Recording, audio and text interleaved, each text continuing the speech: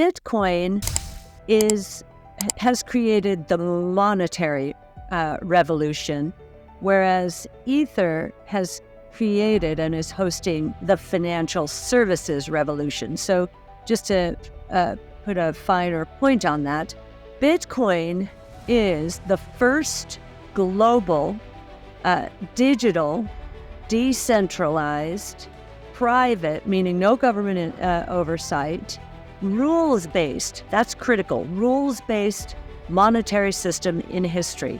It is a very big idea.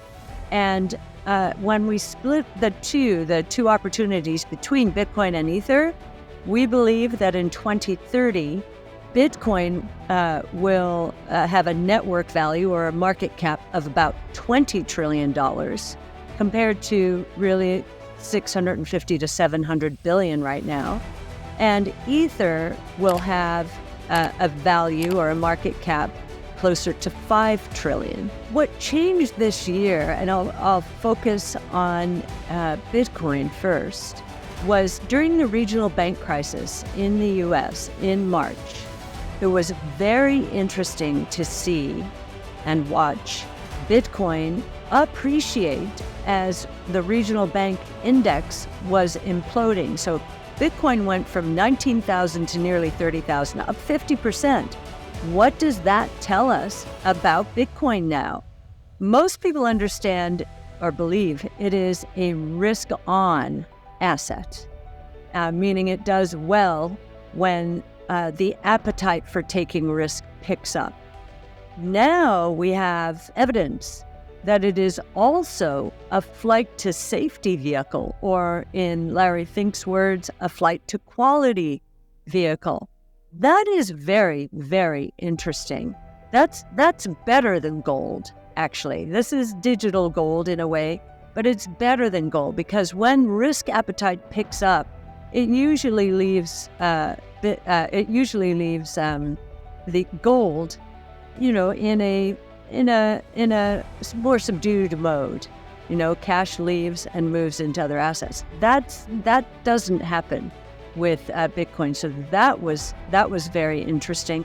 The other thing that has happened is, yes, we're seeing institutional players setting up to embrace this new asset class. And why do they have to do that? Because a new asset class technically is a diversifier and should, with an allocation, increase returns per unit of risk thanks to the diversification. And so when we see BlackRock embracing it now in a partnership with Coinbase, that's a big difference from years ago. Larry Fink was talking in, shall we say, less positive ways about the crypto movement generally.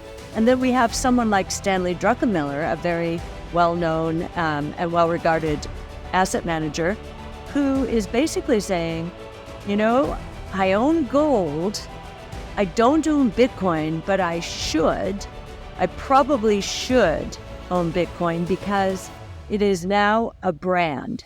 It's a brand. Think about that. And he's basically talking about this in the way that Warren Buffett would, but Charlie Munger will have nothing of this. So I don't think Warren goes near this territory right now. Well, we've had some very good examples here with blockchain technology, for example, and then we can get into AI. I think Canada has done this a lot better than the US from a regulatory point of view. We are still waiting for a spot Bitcoin ETF. And I've been puzzling over it because what's happened here is a lot of blockchain-related innovation has been chased away because of the lack of clarity here in the US.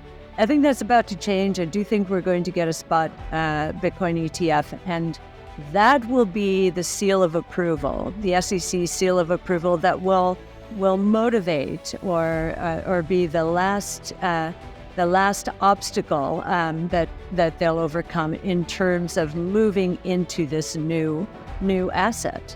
I think that's a lesson. Here in the United States, the judicial system and the legislative branch have had to get involved.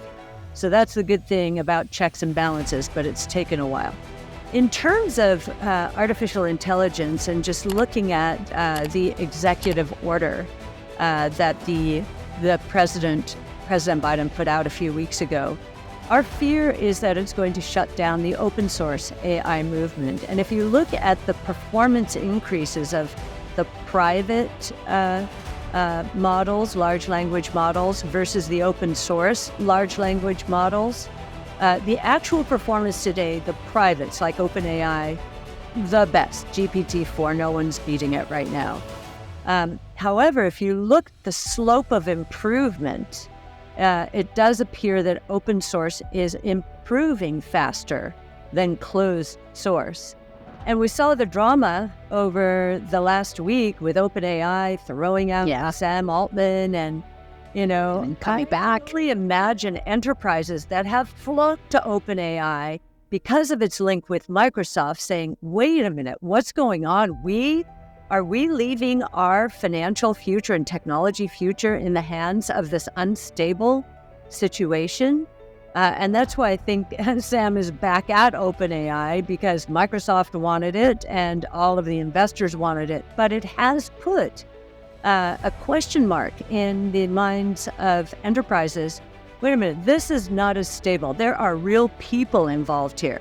Meaning centralized leadership, whereas open source is not centralized. It's very decentralized. It's like a giant neighborhood watch, and developers develop to an open source ecosystem because they want to do something that other ecosystems won't let them do, or they want to raise their visibility and status within the community. That's how Linux got started, and it is now powering our data centers at a lower cost than otherwise would have been the case.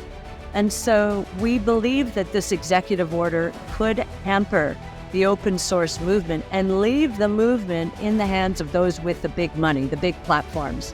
I think the legislative branch will get involved here as well. And so it will take time. And we think open source standards-based movements are healthier for the development of an ecosystem and the speed of development of an ecosystem. And we're not saying there should not be regulation. We know that for every new technology that comes out, there are nefarious use cases. And, Elon Musk and others believe that this could be the category killer in terms of nefarious use cases. But I do think an open source movement will be more on guard. It's decentralized. You have so many people guarding their livelihoods here. They're looking out for the bad actors and pointing them out to the government as bad actors. So that's the only thing we are concerned about right now.